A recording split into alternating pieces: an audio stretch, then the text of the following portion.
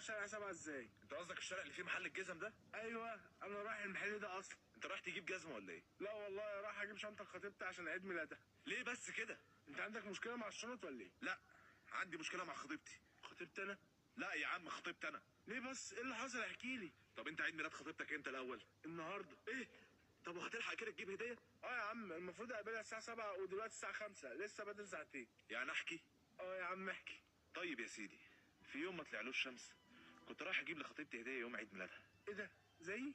كنت رايح باتوبيس، واول ما نزلت منه اكتشفت ان المحفظه وقعت فيه. قمت موقف تاكسي على طول وطالع ورا الاتوبيس ده، وقعدت اقول له يا اسطى المحفظه، يا اسطى اقف يا اسطى. المهم راح وقف، طلعت ادور على المحفظه ما لقيتهاش، ونزلت، ويا ريتني ما نزلت، لقيت سواق التاكسي واقف في وشي. ها وعملت معاه ايه؟ طبعا كان عايزني احاسبه، وانا ما كانش معايا فلوس، فقمت واخده على البيت. ما لقيتش ولا واحد في البيت، ما لقيتش جنيه واحد في البيت. قمت واخده وراح لمحمد صاحبي. ها وبعدين؟ رحت لمحمد، ما كانش معاه فلوس برضه، فاضطريت ان انا اكلم عمر صاحبنا اللي احنا مصاحبينه عشان فلوسه، واحنا ما بنطقوش اصلا. ليه بس؟ ده غلبان. انت ما شفتوش يا اخي بيعمل ايه؟ ده صعب.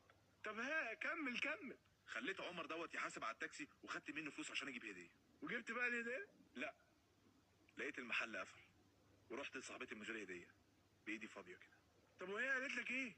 اول ما شافتني قالت لي فين الهديه، قمت قايل لها انا هديتك. راح جايباني من تحت لفوق، وقامت قايله لي ده انا جايبه لك هديه ب 3000 جنيه يا ابني. خلاص كفايه. انا زيك برضه عملت كده، ما استحملتش، قمت واكلها بالقلم في نص الشارع.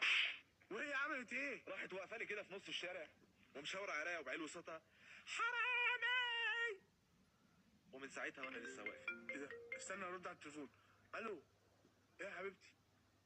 وصلتي؟ ايه اللي وصلك بدري كده؟ الساعة 7؟ انت اللي قلت احكي.